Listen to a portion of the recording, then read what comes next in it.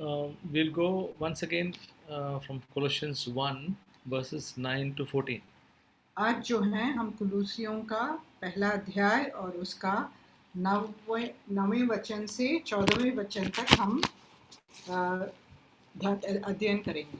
It's a very profitable passage. ये बहुत ही लाभदायक है हमारे लिए।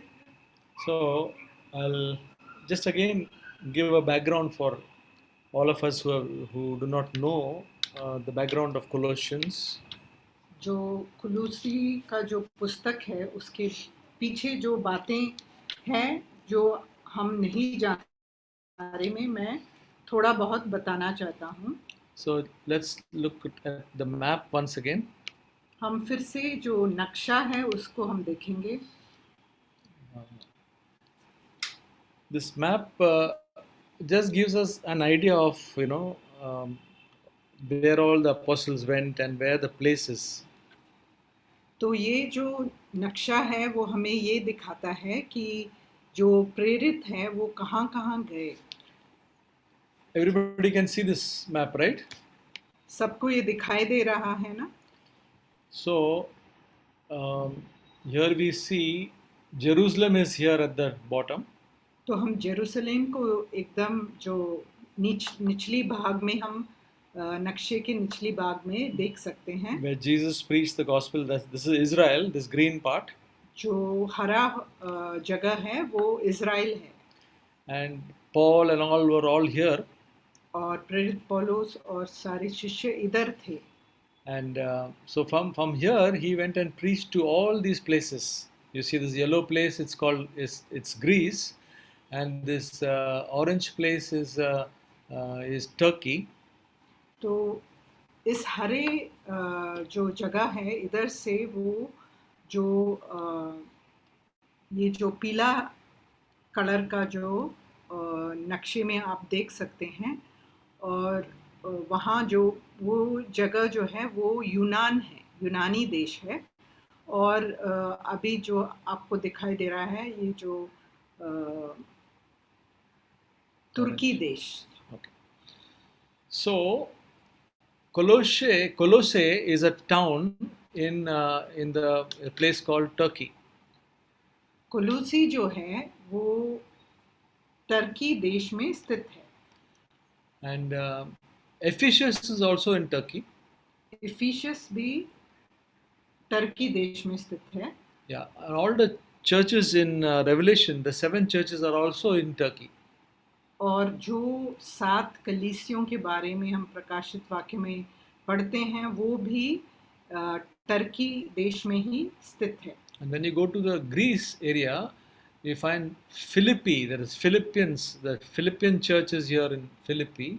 और जहाँ वो जो फिलिपी कलीसिया जो है वो उस पीले रंग का जो नक्शा है उधर हम उसे देख सकते हैं। Thessalonica is a Thessalonian church.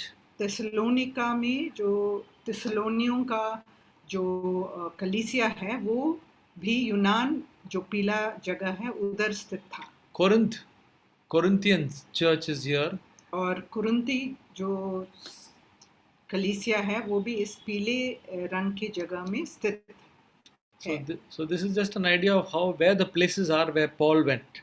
तो इससे हमें ये समझ मिलता है कि प्रेरित पौलुस किस जगह में गए। So according to the Bible, scholars have said that Paul has gone on 3 missionary journeys. तो जो विद्वान लोग हैं उन्होंने ये बताया है कि प्रेरित पौलुस ने ऐसे 3 मिशनरी यात्राएं की। And that is found in the book of Acts. और इसके बारे में हम प्रेरितों के काम में पढ़ सकते हैं। Okay. And now after that, when he came to Jerusalem, he entered the temple to fulfill some vow. और उसके बाद जब वो यरूशलेम आए तो वो कुछ ऐसा जो बात को पूरा करना चाहते थे। As advised by the elders of the church. और जो कलीसिया के बुजुर्ग हैं उनके जो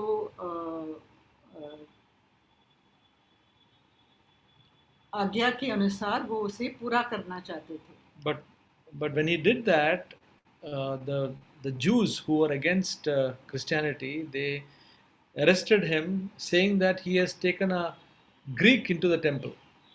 तो लेकिन जो यहूदी लोग थे उस जो मंदिर में थे, यरूशलेम के मंदिर में थे, उन्होंने इसका विरोध किया, ये कहते हुए कि प्रेरित पौलुस ने किसी गैर यहूदी को उन्होंने मंदिर में प्रवेश करवाया है। So in the end of the Acts of the Apostle, we find Paul arrested and before the governors, and then finally he was taken to Rome.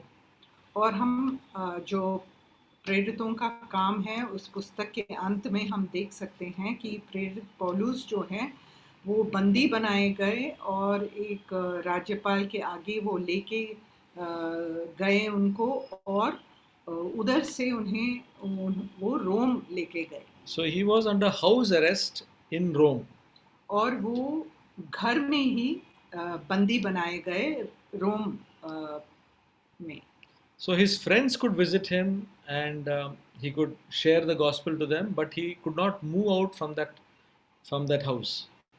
वो उस घर में रहकर अपने दोस्तों से या विश्वासियों से वो मिल सकते थे, लेकिन उस घर को छोड़कर वो बाहर नहीं जा सकते थे। So in spite of being in a prison for in this sort of prison house arrest for 2 years, Paul did some great work during those 2 years. वो बंदी तो बनाए गए थे, लेकिन फिर भी वो बहुत ही महत्वपूर्ण काम कर पाए इस परिस्थिति में भी। He wrote in this prison, he wrote about 4 letters. और उन्होंने जो है ऐसे 4 पत्र लिखे, Ephesians, Colossians, Philippians and Philemon. और वो हैं इफिसियों का पुस्तक, कुलुसियों का पुस्तक, फिलिपियों का पुस्तक और फाइलेमोन। So through these letters, the Holy Spirit has spoken so much revelation to all of us. और इन पत्रों के द्वारा पवित्र आत्मा से हमें बहुत ज़्यादा जो समझ प्राप्त हो सकती है। So much of need in the Christian life is met because of these letters. जो भी हमारी ज़रूरतें हैं उन्हें इन पत्रों के द्वारा पूरा किया जा सकता है। At the same time, Paul, while he was in prison, he was chained with a soldier. और जब वो घर में ऐसे बंदी बनाए गए थे, तब उन्हें जो है एक जो सिपाही है उनके साथ वो जकड़े गए थे। And so he would, when he is sharing the gospel, the soldiers are also listening. तो जब वो सुसमाचार बांटते थे, तब जो सिपाही है वो भी उन्हें सुन पाते थे। So they would have asked him, why are you in prison? तो वो शायद उन्होंने उनसे पूछा होगा कि आप जो ऐसे क्यों आपको घर में बंदी बनाया गया है। So then they heard it from him, and they know that he is not in the prison due to some crime, but for a good cause. और इसीलिए वो जो सिपाही है वो जानते थे कि प्रेरित पौलुस जो हैं वो किसी अपराध के कारण बंदी नहीं बनाए गए, लेकिन सुसमाचार के कारण वो बंदी बनाए गए हैं। So as a result of this, many soldiers came to Christ. तो इसके कारण जो है बहुत सारी जो सिपाही है वो भी विश्वास में आए। So the news about Paul's imprisonment spread in different places. और प्रेरित पौलुस जो बंदी बनाए गए थे इसके बारे में जो सूचना जो है वो बहुत जगहों में पहुंची।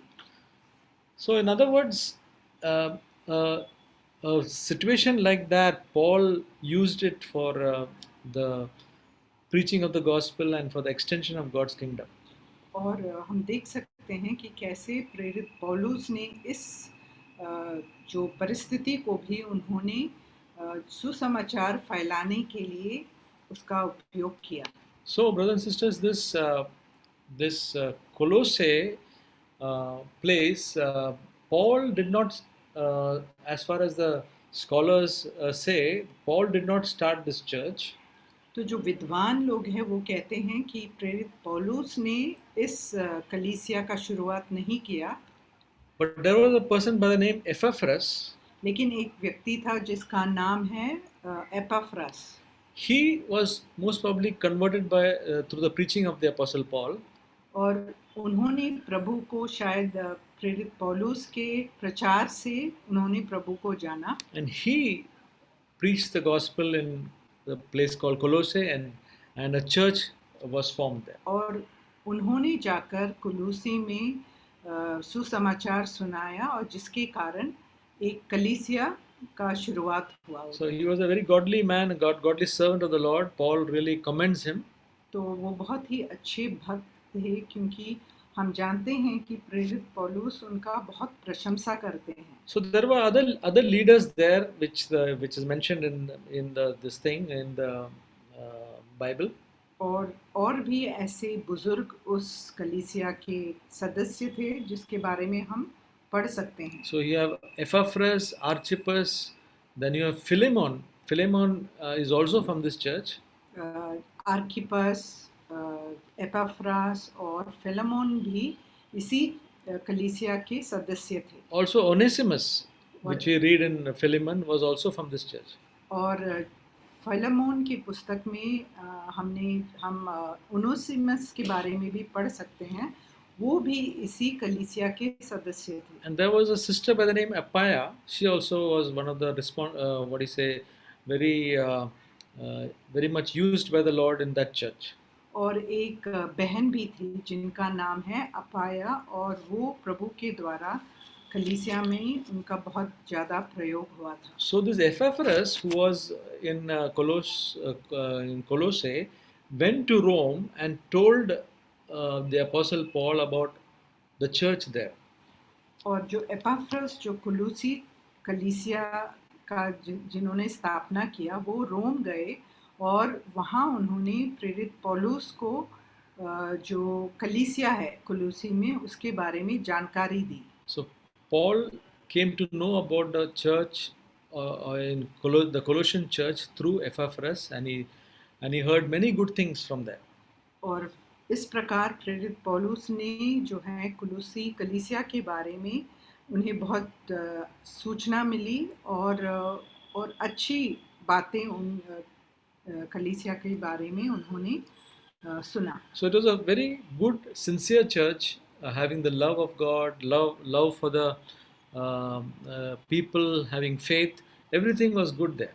और वहाँ के जो सदस्य कलीसिया जो था वहाँ के जो बहुत ही अच्छे विश्वासी थे और वो ईमानदार और पूरे दिल से उन्हें विश्वास था. But there were also some things slowly coming up in the church which Epaphras was concerned. So he brought this to the knowledge of the Apostle Paul. लेकिन धीरे धीरे कुछ ऐसे बातें जो हैं कलीसिया में घुस कर आ रही थी जिसके बारे में एपाफ्रास को चिंता था, और इसके बारे में उन्होंने जाकर प्रेरित पौलुस को बताया. So the Apostle Paul wrote in the second chapter, he deals with all these things which the different things coming into the church which is not correct, that he speaks so as to correct those things. जब हम दूसरे अध्याय में जाएंगे तब हम देख पाएंगे कि कुछ ऐसी बातें हैं जो कलीसिया में घुस कर आ रही थी जिसके बारे में उन्हें चिंता था, और वो इन बातों को उन्होंने प्रेरित पौलुस को जाकर बताया. So now we will go from 9 to 14. और आज जो है हम 9वें वचन से 14वें वचन तक हम अध्ययन करेंगे. For those of you who have heard it earlier, it is just a revision. जिन्होंने इसको पहले सुना है उनके लिए ये दोबारा एक शिक्षा के रूप में है. Sometimes it is good to repeat so that the message can come more clearly. तो एक बहुत अच्छी बात है कि हम दोबारा इसे सुने, क्योंकि हमारी जो समझ है उसमें हम आगे बढ़ पाएंगे. And the next week we will be doing from 14 to 23. और अगले हफ्ते जो है हम 14वें वचन से 23 वचन तक का अध्ययन करेंगे, which is a very great passage, and I was not also prepared much for this. और ये एक बहुत ही महान जो है ऐसा लेख है जो हमारे लिए बहुत ही उपयोगी होगा. So this from verse 9 onwards, it is Paul hearing about the Colossians. He is now praying for them. तो 9वें वचन में हम देख सकते हैं जिनके बारे में उन्होंने सुना उनके बारे में वो विनती और प्रार्थना कर रहे हैं. So he has heard from Epaphras many good things about the church. Now this is his prayer for the Colossians. तो उन्होंने बहुत अच्छी बातें सुनी कलीसिया के बारे में और वो प्रत्युत्तर में जो है वो प्रार्थना और विनती कर रहे हैं वहाँ के कलीसिया के लिए. So an apostle of Paul's stature is praying some things for a church. जो इस स्तर का एक प्रेरित है, एक महान प्रेरित है, वो जो है कलीसिया के लिए इस प्रकार से प्रार्थना कर रहे हैं. So we'll go through that. Verse 9 says, "For this reason also, since the day we heard of it, we have not ceased to pray for you and to ask that you may be filled with the knowledge of His will in all spiritual wisdom and understanding." 9वां वचन, इसीलिए जिस दिन से ये सुना है हम भी तुम्हारे लिए यह प्रार्थना और विनती करना नहीं छोड़ते कि तुम सारे आत्मिक ज्ञान और समझ सहित परमेश्वर की इच्छा की पहचान में परिपूर्ण हो जाओ. So the Apostle Paul is saying that I have not ceased, we have not, that means he and his other people who are with him have not ceased to pray for them. और हम देखते हैं कि प्रेरित पौलुस और जो उनके साथ हैं उन्होंने जो है प्रार्थना करना छोड़ा नहीं. So what is he praying for these people? तो वो क्या प्रार्थना कर रहे हैं? So it's very interesting to see, because normally what we pray for people. क्योंकि साधारण रूप में हम जो किसी के लिए जब हम प्रार्थना करते हैं तो हम क्या विनती और प्रार्थना करते हैं? Yeah, so we'll see. He says, first of all, he says that you may be filled, that means that the Colossians may be filled with the knowledge of His will. कि तुम, इसका मतलब जो कुलूसी की जो कलीसिया है वो जो है सारे आत्मिक ज्ञान और समझ सहित परमेश्वर की इच्छा की पहचान से परिपूर्ण हो जाएं. So the knowledge of His will is a very important thing in our life. जो परमेश्वर की इच्छा की पहचान है वो बहुत ही महत्वपूर्ण बात है. So because the will of God is the most important thing in our life. क्योंकि परमेश्वर की इच्छा जो है वो बहुत महत्वपूर्ण है हमारे जीवन में. See, Jesus said, "I didn't come to do my will, but the will of Him who sent me." यीशु ने भी कहा कि मैं अपना इच्छा नहीं करने आया लेकिन मैं परमेश्वर की इच्छा पूरा करने के लिए इस दुनिया में आया हूँ. So as we grow in the Christian life, we know that the will of God is the most important thing in our life. और जैसे हम अपने आत्मिक जीवन में बढ़ते जाते हैं तो हमें ये ज्ञान प्राप्त होता है कि परमेश्वर की इच्छा जो है बहुत ही महत्वपूर्ण है हमारे जीवन में. Just for example, और उदाहरण के लिए say we are planning to go to Gujarat. कि हमने कुछ योजना बनाई कि हमें गुजरात जाना है. But if we are not sure, or rather we are not consulted the Lord and we are going to Gujarat. और लेकिन हमने प्रभु से ये पूछा नहीं और अपने ही मन से हमने ये योजना बनाई है. Then that is not a very very good thing to do.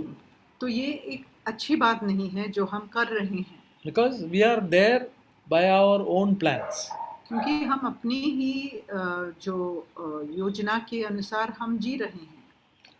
But if we would say, Lord, I have a desire to go to Gujarat and there is something to do, what is your will and would you like us to go?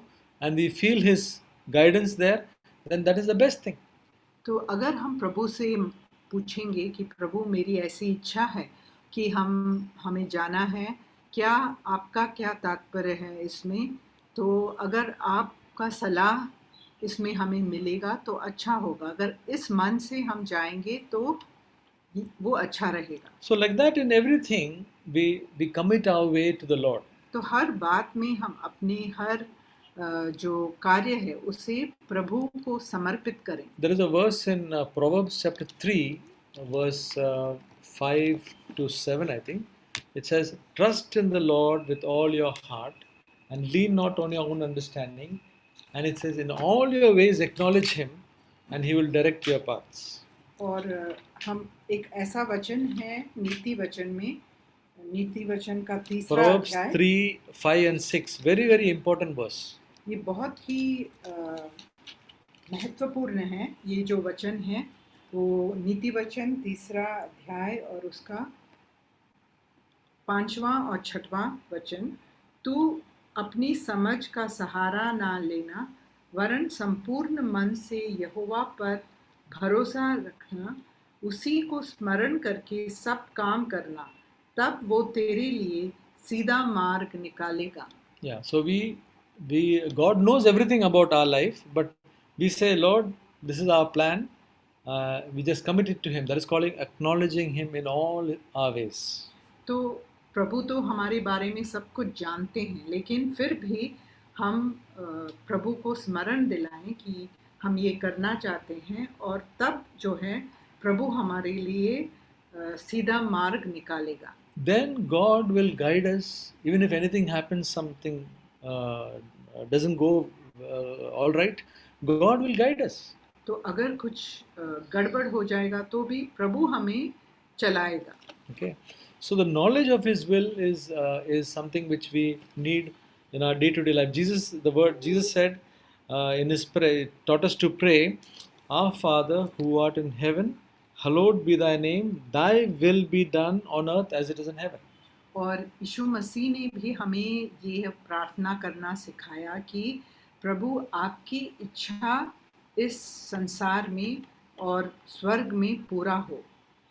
So that is the first thing which he is praying about, the knowledge, that they would know the knowledge of His will. तो ये जो है पहली बात जो है प्रेरित पौलुस ने प्रार्थना की कि वो जो है प्रभु की इच्छा को पहचाने। Then he says, in all spiritual wisdom. और फिर वो कहते हैं कि सारे आत्मिक ज्ञान से। So once we know God's will, when we to do the different things, we need the spiritual wisdom. और जब हम उनकी इच्छा को जान लेते हैं तब हमें जो है आत्मिक ज्ञान की ज़रूरत है कि हम कैसे आगे बढ़ें। The spiritual wisdom is the wisdom which comes from above. जो आत्मिक ज्ञान है वो हमें स्वर्ग से प्राप्त होती है। There is another wisdom which is from below. और एक दूसरी जो ज्ञान है वो हमें इस धरती से मिलती है। We'll read that in James chapter 3.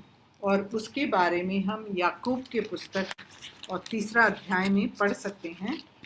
So it says, verse 13 to 15. और उसे हम 13 याकूब का तीसरा अध्याय 13 से 15 तक हम पढ़ सकते हैं। Who among you is wise and understanding? Let him show by his good behavior his deeds in the gentleness of wisdom. But if you have bitter jealousy and selfish ambition in your heart, do not be arrogant and so lie against the truth. This wisdom is not that which comes from above, but is earthly, natural and demonic. तुम में ज्ञानवान और समझदार कौन है? जो ऐसा हो वह अपने कामों को अच्छे चाल चलन से उस नम्रता सहित प्रकट करे जो ज्ञान से उत्पन्न होता है। पर यदि तुम अपने अपने मन में कड़वी डाह और विरोध रखते हो तो सत्य के विरोध में घमंड ना करना और ना तो झूठ बोलना। यह ज्ञान वह नहीं है जो ऊपर से उतरता है, वरन सांसारिक और शारीरिक और शैतानी है। So there is a wisdom which is from below, which makes us have selfish ambition. तो एक ऐसे ही ज्ञान है जो हमें जो है इस संसार से मिलता है, जिसके कारण हम अ, जो है Selfish ambition.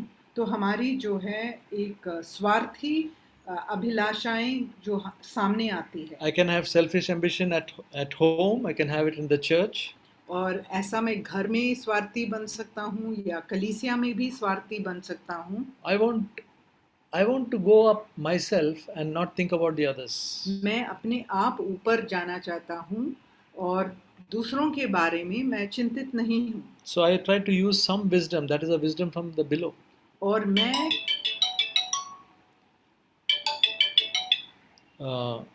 And also when there is jealousy, we have this when we have the jealousy, that is all wisdom from below.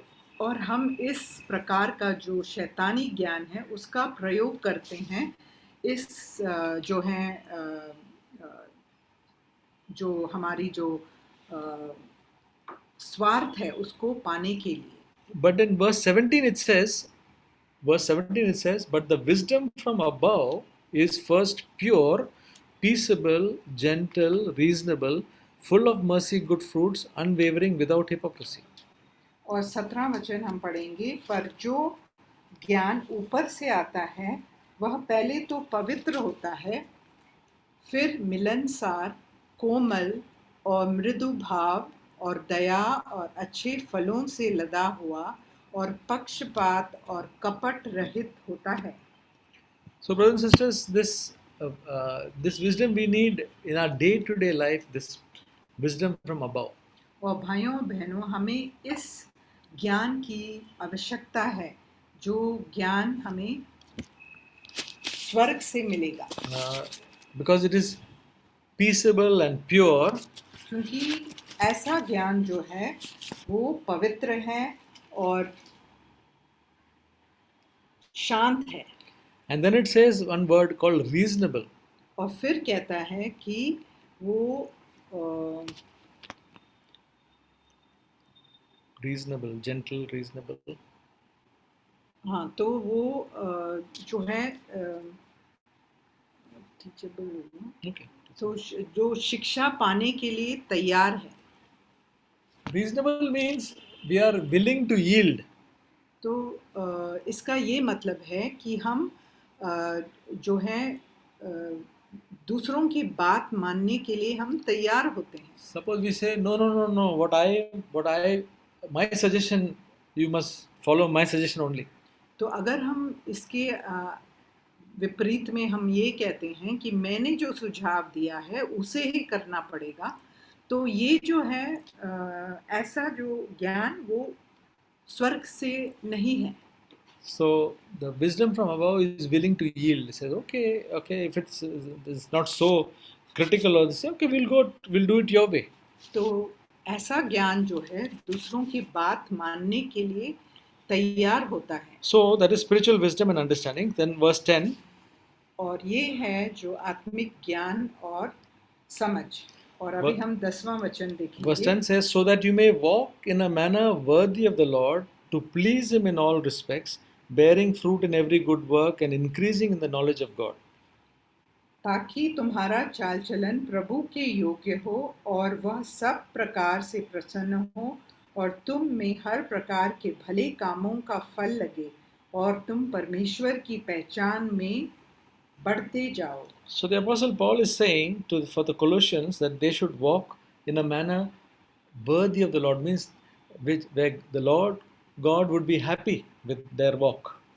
तो प्रेरित पौलुस यहाँ कुलुसी की कलीसिया से कह रहे हैं कि उनका चाल चलन जो है प्रभु के योग्य हो। तो इसका ये मतलब है कि वो प्रभु को हर प्रकार से प्रसन्न रखें।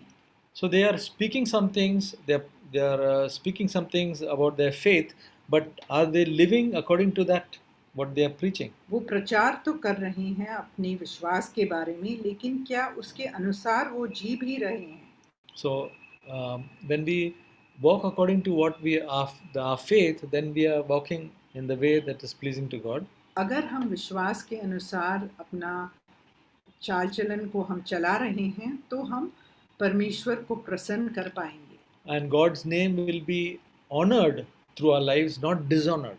और प्रभु का जो नाम है वो जो है प्रशंसनीय होगा और वो निंदा या का कारण नहीं बनेगा. Brothers and sisters, in our neighborhood, in our workplace, we have to walk worthy of the name of the Lord. जो हमारे पड़ोस में लोग रहते हैं और जहाँ दफ्तर में हम काम करते हैं इन सब जगहों में हमें अपना चाल चलन प्रभु के योग्य रखना चाहिए. When they know that this is a Christian, then that testimony of ours should be something which will glorify the Lord. तो जब हमारा साक्षी वो देखते हैं, हमारा जीवन वो देखते हैं, तो प्रभु की महिमा होनी चाहिए. That is the great witness that we can give anywhere, any place. ये जो ऐसा साक्षी है जो हम कहीं भी हम प्रभु के बारे में दे सकते हैं. And then he says to please him in all respects. और फिर वो कहते हैं कि हर बात में हम प्रभु को प्रसन्न रखें. This should be something which is very close to all of us. तो ये बात जो है हमारे बहुत ही करीब होना चाहिए. That means we should always have a desire that we should be pleasing to the Lord. तो हमारी यह इच्छा होनी चाहिए कि हम प्रभु को प्रसन्न रखें. The Apostle Paul calls it an ambition to be pleasing to him. तो प्रेरित पौलुस कहते हैं कि ये मेरी अभिलाषा है कि मैं प्रभु को प्रसन्न रखूं. It says in 2 Corinthians 5:9, और इसके बारे में हम दूसरा कुरिन्ती का 5वां अध्याय और उसके 9वें वचन में पढ़ सकते हैं. Therefore also as we have as our ambition, whether at home or absent, to be pleasing to him. इस कारण हमारे मन की उमंग यह है कि चाहे साथ रहें चाहे अलग रहें पर हम उसे भाते रहें. Brothers and sisters, we should make this our ambition. तो ये हमारी भी अभिलाषा होनी चाहिए. See, what the life of Jesus is also like that. यीशु मसीह का भी जीवन ऐसा ही था. John chapter 8 verse 29. हम इसके बारे में यूहन्ना 8 का 29 में हम पढ़ सकते हैं. It says, "He who sent me is with me. He has not left me alone, for I always do the things that are pleasing to him." मेरा भेजने वाला मेरे साथ है, उसने मुझे अकेला नहीं छोड़ा, क्योंकि मैं सर्वदा वही काम करता हूँ जिससे वह प्रसन्न होता है. Yeah. So this is something which should be a very much part and parcel of our life, that our desire to be pleasing to him always. तो ये जो बात है हमारे जीवन का भाग, एक जो ऐसा एक अनमोल भाग हो कि हम प्रभु को हमेशा प्रसन्न रखें. At home, starts from home, to be pleasing to him. तो घर में हम सबसे पहले प्रभु को प्रसन्न रखें. Once we start doing at home, then automatically it will come outside. जब हम घर में ऐसा रहेंगे तो बाहर भी हम ऐसा ही रहेंगे. And then it says, increasing in the knowledge of God.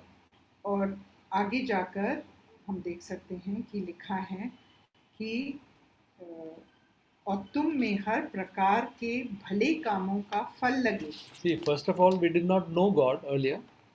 और पहली बात ये है कि शुरू में हम प्रभु को नहीं जानते थे. None of us here in this group has known God before. हम पहले प्रभु को नहीं जानते थे. But a day came, we came to know God. और एक ऐसा दिन आया जब हमने प्रभु को जाना. But how is it today? और लेकिन आज कैसा है? Do we know our God more? क्या हम प्रभु को और जानने लगे हैं? It is like you meet one person, some years back, ऐसा है जैसे हमने किसी से हम मिले and then after that you are not, you know something about him, but you do not know much more about him. तो उसके बारे में हम थोड़ा बहुत तो जानते हैं लेकिन ज़्यादा नहीं जानते. It's only because we have not kept on meeting that person. क्योंकि हमने उनसे बार बार ऐसा मुलाकात नहीं किया. So it says increasing in the knowledge of God. और इसीलिए यहाँ कहा गया है कि तुम परमेश्वर की पहचान में बढ़ते जाओ. The Apostle Paul said in 1 Timothy, he said, "I know whom I have believed." प्रेरित पौलुस जो है पहले तिमोथी में कहते हैं कि मैं जानता हूँ जिस पर मैंने विश्वास किया है। Can we also say that I know whom I have believed? क्या हम भी ऐसा कह सकते हैं कि मैं जानता हूँ कि मैंने किस पर विश्वास किया है? And Apostle Paul said, and I am able to entrust to him, and he will take care of it. और मैं प्रभु के हाथों में सब कुछ समर्पित कर सकता हूँ और मुझे पूरा भरोसा है कि वो उसका ख्याल रखेंगे। It says in Jeremiah chapter 23 that let not the one who has wisdom boast in his wisdom, or who has got riches boast in his riches, but that he must boast that he knows me. और जैसे यिर्मयाह के 9वें अध्याय में कहा गया है उसके 23 वचन में कि जो घमंड करता है वो अपने धन या अपने ज्ञान पर घमंड ना करे, पर इस बात पर घमंड करे कि वो मुझे पहचानता है। And in Daniel it says, those who know their God shall, uh, exact words I don't know, but be stable and secure, do exploits. तो वचन में ऐसे दानियल की पुस्तक में भी लिखा है कि जो प्रभु को जानते हैं वो पराक्रमी कार्य करेंगे। Brothers and sisters, it's all about not doing some religion, but knowing God. तो ये सिर्फ एक धर्म को जानने की बात नहीं है, लेकिन परमेश्वर को पहचानने के बारे में है। Do we feel today that our God is much bigger than what we knew Him? क्या हमें आज ऐसा महसूस होता है कि आज जिस प्रभु को हम जानते हैं, जिन्हें हम पहले जानते हैं, उससे भी बढ़कर है? Do we know that this God is much more loving, much more holy, much more good than ever before? क्या हम ये जानते हैं कि जिसे हम पहले जानते थे उससे भी बढ़कर आज वो हमसे प्यार करते हैं, पहले से वो पराक्रमी हैं, पहले से भी वो बहुत ही हम पर दया दिखाते हैं? क्या ये हम इस बात को हम जानते हैं? So that's what Apostle Paul is saying, must increase that you would increase in the knowledge of God. इसीलिए प्रेरित पौलुस भी कहते हैं कि तुम परमेश्वर की पहचान में बढ़ते जाओ। Verse 11 says, strengthened with all power according to his glorious might for the attaining of all steadfastness and patience joyously. उसकी महिमा की शक्ति के अनुसार सब प्रकार की सामर्थ्य से बलवंत होते जाओ, यहाँ तक कि आनंद के साथ हर प्रकार से धीरज और सहनशीलता दिखा सके। So now the Apostle Paul is bringing one other aspect of the Christian life. अभी जो है वो जो क्रिस्ती जीवन का एक दूसरा पहलू हमारे सामने लेकर आते हैं। Because every person's life there will be difficulties and trials. हर व्यक्ति जो है उसके जीवन में प्रलोभन और परीक्षाओं का सामना करना पड़ेगा। So if we are only people who are confident about God when things are going on well, अगर हमारी जो निर्भरता जो है जब सब चीज़ें हमारे जीवन में जो हमारे अच्छी तरह सब चीज़ें चल रही है, तभी हमें अगर प्रभु पर हमें भरोसा है, that is not the true Christian life. तो ये जो है सच्चा क्रिस्ती जीवन नहीं है। So God takes us, all human beings and especially believers, when we go through different trials, हर मनुष्य को और जो है विश्वासियों को कठिनाइयों का सामना करना पड़ता है। So at that time when we are having some trials and difficulties, it is God's strengthening power which will keep us. जब हमें ऐसे परिस्थितियों का सामना करना पड़ता है, तब परमेश्वर का जो सामर्थ्य है वही हमें जो है बलवंत रखता है। Brothers and sisters, when we go through difficulties, we have to just trust Him, and He, by His mighty power, will keep us. और जब हम ऐसे परिस्थितियों से गुजरते हैं, तब जो है प्रभु का सामर्थ्य ही हमें संभालेगा। See the parable of the seed falling on the good soil. जो दृष्टांत है जो जिसमें ऐसे कहा गया है कि जो बीज बोया गया, It says in Luke chapter 8, it says that uh, they held fast, that means they were steadfast, and then they bore fruit. और वहाँ ऐसे लिखा है कि जो बीज बोया गया वो जो धीरज रखा उसने, इसीलिए वो फल ला पाया। So, with faith and patience, we inherit God's promises. और विश्वास और धीरज से ही हम परमेश्वर के वायदे को हम पा सकते So, हैं। the Christian life has got steadfastness and patience very much in the Christian life. और ख्रिस्ती जीवन में जो है सहनशीलता और धीरज बहुत ही महत्वपूर्ण बात है। Today, if you are going through some difficulties and trials, then we have to be steadfast and patient. Then only we will experience God's blessings in our life, and we will grow in our Christian life. तो आज अगर हम ऐसे परिस्थितियों का सामना कर रहे हैं, किसी परीक्षा से गुजर रहे हैं, तो हमारा जो विश्वास और है उसे हमें धीरज से और सहनशीलता से बनाए रखना चाहिए, तभी हमें परमेश्वर से आगे जाकर फल मिलेगा। And it says about patience, not patience, I'm so tired. It's a patience joyously. The patience which we have from God is not something which makes us sad, but we have the joy of it. और धीरज और इस प्रकार की सहनशीलता जो हमें आनंद भी देता है, ऐसा नहीं कि ऐसा सहनशीलता जिससे हम निराश हैं और हम दुखी हैं, लेकिन आनंद से भरा हुआ हो। Then it's verse 12 says, giving thanks to the Father who has qualified us to share in the inheritance of the saints in light. और 12वां वचन, और पिता का धन्यवाद करते रहो जिसने हमें इस योग्य बनाया कि ज्योति में पवित्र लोगों के साथ मीरास में सहभागी हो। So also there will be in our life, the Apostle Paul is saying that as Christians we have to be, from our heart there should be a thanks to God. तो प्रेरित पौलुस ये कहते हैं कि विश्वासी होने के नाते हमें अपने पूरे दिल से जो है परमेश्वर का धन्यवाद करना चाहिए, Because he always does beyond what we deserve.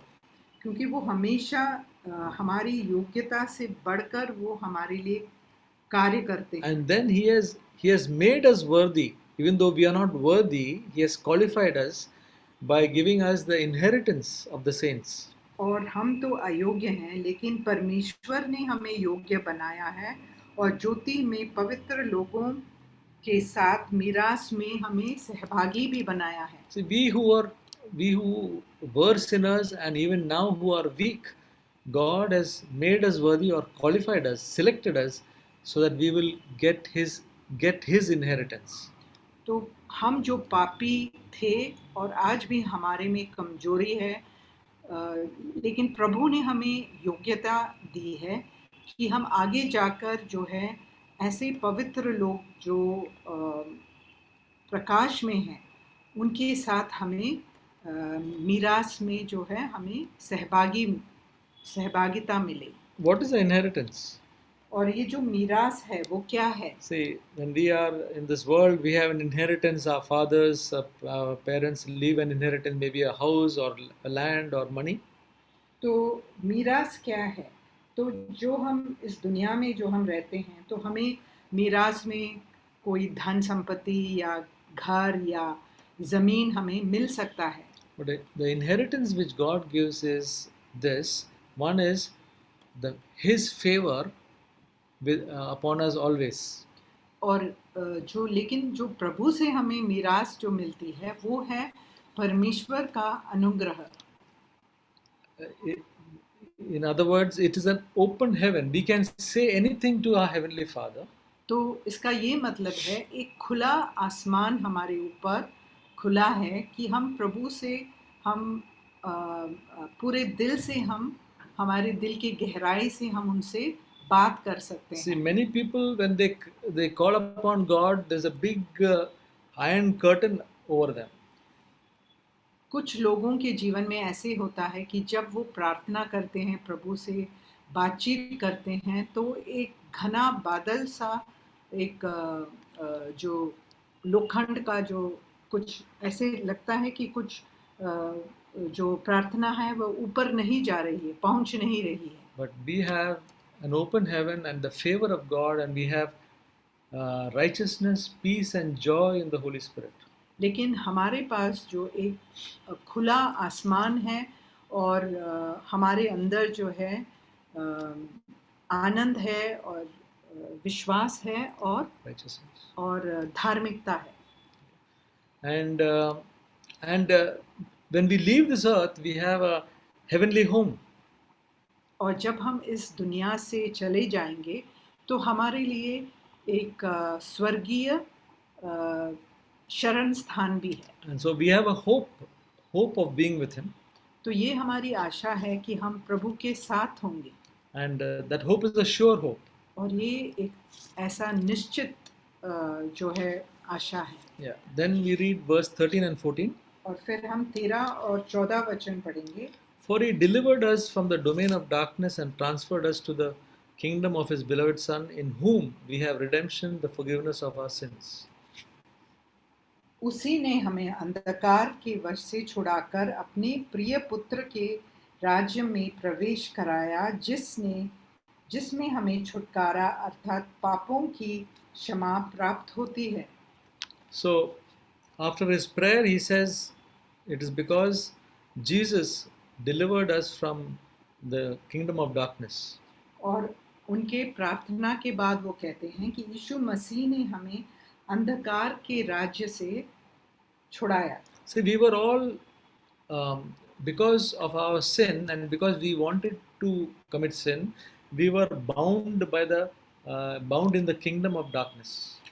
तो क्योंकि हम जो है पापी थे और पाप करना भी चाहते हैं, तो इसीलिए जो उस अंधकार का जो राज्य है उसमें हम उसके वश में थे। Even if we want to get out, it's not possible. अगर हम बाहर निकलना चाहे तो भी ये नहीं हो सकता था, संभव नहीं था। None of us in our life before Christ, even if we want to do, we are trapped by the kingdom of darkness. हम ऐसे जकड़े गए हैं, अगर हम उससे बाहर निकलना चाहते हैं तो भी हम प्रभु को जानने से पहले ऐसे अंधकार के वश में थे हम। Satan, the ruler of darkness, has had trapped us. जो अंधकार का राजा है, जो शैतान है, उसने हमें जकड़ कर रखा था। But Jesus rescued us. यीशु मसीह ने हमें छुड़ाया, pulled us out from that place. वहाँ से हमें खींचकर उन्होंने बाहर निकाला। And what he did is he pulled us out from there and he put us into another kingdom. और वहाँ से हमें निकालकर एक दूसरे राज्य में हमें डाला, where there is freedom, जहाँ हमें स्वतंत्रता है, where there is a freedom from falling into sin and committing sin. पाप में गिरने से या पाप के वश से हमें स्वतंत्रता मिली। So now we got a freedom, whether we want to commit sin or not commit sin, now we have got a freedom. तो आज हमारे पास स्वतंत्रता है कि हम चुन सकते हैं कि हमें पाप करना है या नहीं करना है। And he is there to keep us, to help us to become overcomers. और वो हमें सहायता देने के लिए हमारे साथ है कि हम जयवंत हो जाएं। And in him, verse 14, in him we have redemption, the forgiveness of our sins. और 14वां वचन, जिसमें हमें छुटकारा अर्थात पापों की क्षमा प्राप्त होती है। See, we were in bondage because of sin. We could not come out of it. हम दासत्व में थे और पाप के कारण हम उसके अधीनता से हम बाहर नहीं निकल सकते। So Jesus became a man just like us, so that he can free us. यीशु जो है एक मनुष्य के सदृश में बने और ताकि वो हमें इसके जो वश से हमें छुड़ाए। Because the first Adam failed, Jesus came as the second Adam and he passed the test. जो पहला आदम है वो हार गया था, इसीलिए यीशु मसीह जो है दूसरा आदम बन के हमें अपने पापों से छुड़ाने के लिए वो आए। And that's how he redeemed us. इस प्रकार उन्होंने हमें छुड़ाया And that's how he brought forgiveness of our sins और इस प्रकार हमें पापों से क्षमा मिली। by taking our sins upon himself. उन्होंने जो है हमारा पाप अपने ऊपर ले लिया। He who committed no sin जिन्होंने एक भी पाप नहीं किया था became the perfect sacrifice, वो एक सिद्ध बलिदान बने हमारे लिए and taking our sin and our penalty so that we can be forgiven. और हमारा जो पाप है और हमें जो दंड मिलना था उन्होंने अपने ऊपर ले लिया। So now our sin has been taken by Jesus and he has been punished instead of us, so we are free. और यीशु मसीह ने हमारा पाप अपने ऊपर लिया और इसके कारण हमें क्षमा मिली और हम मुक्त हो गए और उन्होंने वो दंड लिया। So anybody in our midst who has not come to know this truth can believe in Christ and what he has done for us. अगर हमारे बीच में ऐसा कोई व्यक्ति है जिसने इस सत्य को पहले नहीं जाना है, वो आज जो है इसको स्वीकार कर सकता है। Jesus will save us because unless we put our hand out to be saved, he cannot pull us out. तो ऐसा व्यक्ति वो जो है छुड़ाया जाएगा, लेकिन अगर हम अपना हाथ आगे नहीं बढ़ाएंगे तो प्रभु हमें खींचकर उस दलदल से नहीं निकाल पाएंगे। Most of us, one day we said, Jesus, I believe in you, I want to be forgiven. और हम में से बहुतों ने ऐसा किया है कि प्रभु मैं चाहता हूँ कि मैं इस जीवन से मैं छुटकारा पाऊँ। And he rescued us, he pulled us out. यीशु ने हमें छुड़ाया और हमारी रक्षा की। And he brought us to his kingdom. और उन्होंने अपने राज्य में, अपने पुत्र के राज्य में हमें शामिल किया। So the next week we will see a very good study about. May God give us grace to have a good study about who Jesus is.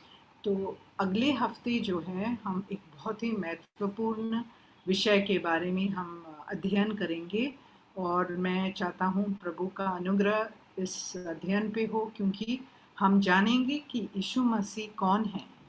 So when we know who Jesus is, our heart will be encouraged. क्योंकि जब हम जानेंगे कि यीशु मसीह कौन है तो हमें प्रोत्साहन मिलेगा।